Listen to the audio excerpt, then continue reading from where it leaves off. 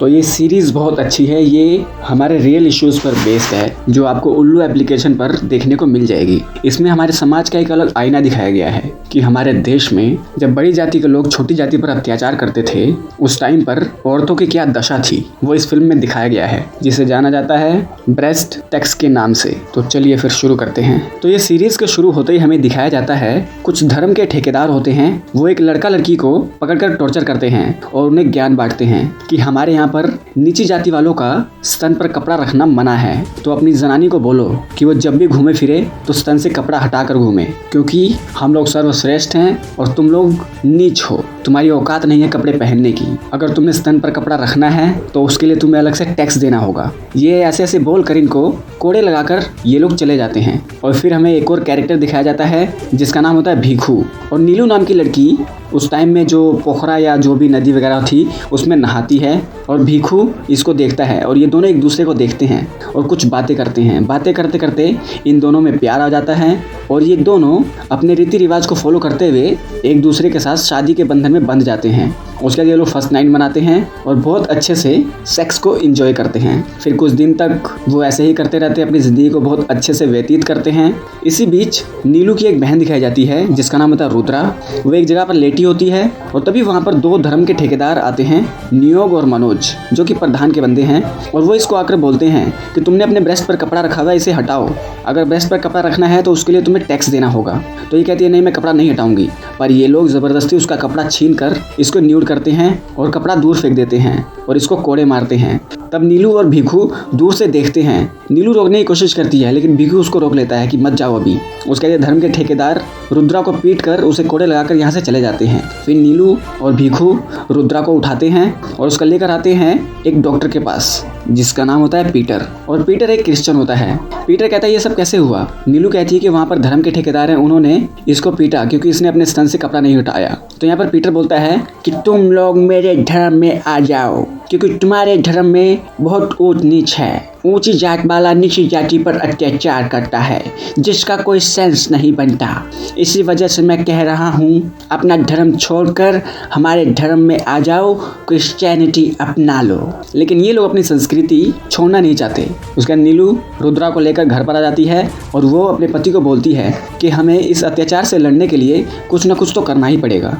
लेकिन भीखू कहता है कि हम लोग कर ही क्या सकते हैं, हमारे पास इतना पैसा नहीं है, हमारे पास इतनी पावर भी नहीं है जितनी प्रधान के पास है। उसके बाद भीखू और रुद्रा थोड़ी सी बात करते हैं और फिर वो अगले दिन नदी किनारे पानी लेने जाते हैं और रास्ते में नियोग और मनोज फिर से इन दोनों को तंग करते हैं। इनको बोलते हैं अपने स्तन से कपड़ा हटाओ नहीं तो टैक्स दो, लेकिन ये दोनों मना करते हैं। उसके बाद नियोग और मनोज ज़बरदस्ती इनका कपड़ा हटाने की कोशिश करते हैं। नीलू और रुद्रा दोनों इन पर पानी घेर कर यहाँ से भाग जाते हैं। उसके थोड़ी देर बाद प्रधान के लोग इस बदतमीजी के लिए नीलू के पति को सारे गांव के सामने मार लगाते हैं, उसे बहुत पीटते हैं। और प्रधान फिर से बोलता है कि देखो, अगर अपने स्तन पर कपड़ा रखना है तो उसका तुम्हें टैक्स देना होगा। अगर टैक्स देने की औकात नहीं है तो फिर नंगे ही घूमो, यही तुम्हारी औकात है।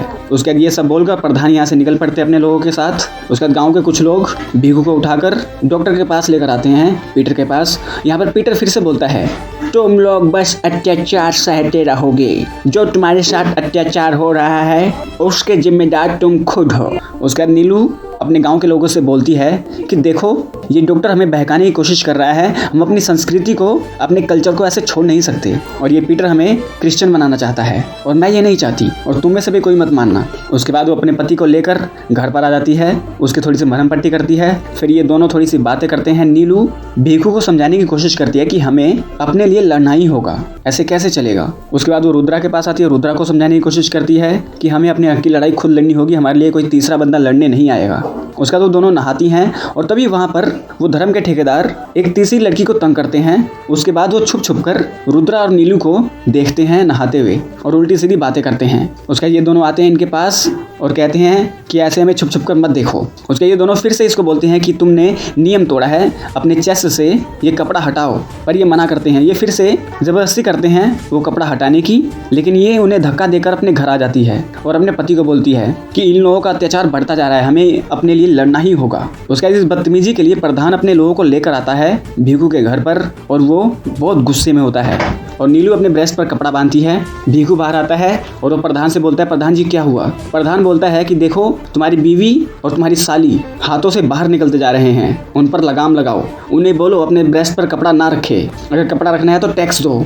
लेकिन नीलू मना करती है, इनको बोलती है कि मैं कोई कपड़ा वपड़ा नहीं हटाने वाली और ना ही मैं टैक्स दूंगी। प्रधान इस पर जबरदस्ती करने की कोशिश करता है, लेकिन नीलू अपने पीछे से निकालती है एक चाकू और वो इनको धमका देती है कि खबरदार मेरे आसपास कोई मत आना। तो इस गलती के लिए भीखू प्रधान से माफ़ी मांगता है कि प्लीज़ मेरी वाइफ को माफ़ कर दो, वो गुस्से में इसलिए ऐसा कर रही है। उसका प्रधान नीलू के पास आता है, उसका कपड़ा हटाता है और यहाँ पर नीलू को बहुत बुरा लगता है कि मेरे ही लोग मेरे साथ नहीं खड़े हैं। और प्रधान वो कपड़ा हटाकर अपने हाथों से नीलू के ब्रेस्ट को छूता है और उसका नाप लेता है कि ये कितने बड़े हैं, और उसी हिसाब से वो कहता है कि तुम्हारी बीवी के स्तन इतने बड़े हैं और इसका इतना टैक्स बनता है, 10 दिन में इतना पैसा अरेंज करो, नहीं तो हम लोग तुम्हें और तुम्हारी बीवी को मरवा देंगे। ये धमकी देकर प्रधान यहाँ से चले जाते हैं अपने लोगों को लेकर। और यहाँ पर नीलू की हिम्मत अभी भी नहीं टूटती, वो ऐसे ही भागती है अपना कपड़ा लेकर और इन लोगों के सामने आकर अपने ब्रेस्ट पर कपड़ा बांधती है और इनको चैलेंज करती है कि मैं तुम्हारी गुलाम नहीं हूँ, और यहाँ से जाने लगती है। उसके बाद पीटर आता है इन लोगों के घर पर और इनको बोलता है, देखो तुम्हारे चक्कर में फंसकर मेरा बुरा हाल हो गया, प्रधान ने मेरा हॉस्पिटल तुड़वा दिया, अब मुझे किसी का भी इलाज करने की इजाज़त नहीं है, यानी कि अब तुम्हें कोई भी मेडिकल सर्विसेज नहीं दी जाएंगी, इसलिए मैं कह रहा हूँ या तो क्रिश्चियनिटी अपना लो या अपने लिए खुद लड़ो। ऐसा कहकर पीटर यहाँ से चला जाता है और नीलू अपने लोगों से बात करती है कि देखो हमें अपने लिए लड़ना ही होगा, लेकिन कोई भी इसकी बात को सीरियस नहीं लेता। फिर वो रुद्रा को ही बोलती है कि हमें अपने लिए लड़ना होगा, कुछ करो। रुद्रा कहती है कि देखो यार हम कुछ लोग चंद लोग मिलकर इतने लोगों से नहीं लड़ सकते, ऊपर से उनकी पावर, उनके पास पैसा है। और यहाँ पर प्रधान वो अपने लोगों को बोलता है कि इन लोगों की हिम्मत बहुत ज़्यादा बढ़ती जा रही है, तो हमें इन लोगों को दबा कर रखना होगा, ये गंदी नाली के कीड़े हमारे सर पर चढ़ने लगे हैं। उसके बाद 10 दिन गुजर जाते हैं और नीलू को बड़ी टेंशन होती है कि हमारे पास पैसा भी नहीं है और प्रधान आज हमारे घर पर आएंगे तो हम क्या करेंगे। तो उसके थोड़ी ही देर बाद नियोग और मनोज आ जाते हैं, वो नीलू से पैसे मांगते हैं पर नीलू मना करती है। उसके बाद ये लोग भीखू पर हमला कर देते हैं, भीखू को पीटने लगते हैं। नीलू उठाती है हथियार और वो इनसे लड़ने की कोशिश करती है और धीरे धीरे गाँव के कुछ लोग भी नीलू के साथ मिलकर प्रधान के लोगों का सामना करते हैं, उनसे लड़ने की कोशिश करते हैं। भीखू भी लड़ने की कोशिश करता है। उसके बाद प्रधान खुद बहुत सारे लोग लेकर इनके पास आता है और वो नीलू को एक जगह पर पकड़ लेता है और उसको बोलता है कि तुम एक नंबर के नीच हो, तुम्हारी यही औकात है, हमारे सर पर चढ़ने की कोशिश मत करो। नीलू उसको बोलती है कि सब लोग एक जैसे हैं, कोई छोटा या बड़ा नहीं है और तुम्हें चाहिए टैक्स लो। और वो उठाती है एक हथियार और अपने स्तन काट कर नीचे गिरा देती है प्रधान के सामने ही। यहाँ पर प्रधान के होश उड़ जाते हैं और वो अपने लोगों के साथ यहाँ से भागने लगता है। उसके बाद गांव के सब लोग नीलू के पास आते हैं और भीखू नीलू को अपनी गोद में लेकर बहुत रोता है और नीलू मरते मरते कहती है, देखो ये हमारी लड़ाई है, हमारे लिए लड़ने के लिए कोई तीसरा नहीं आएगा, हमारी लड़ाई हमें खुद लड़नी होगी, हमारे ऊपर जो अत्याचार हो रहा है उनका सामना हमें खुद करना होगा। और ये कहकर वो मर जाती है। उसके बाद भीखू नीलू का काम क्रिया करता है, यानी कि उसको जलाने की जो प्रथा होती है वो कंप्लीट करता है।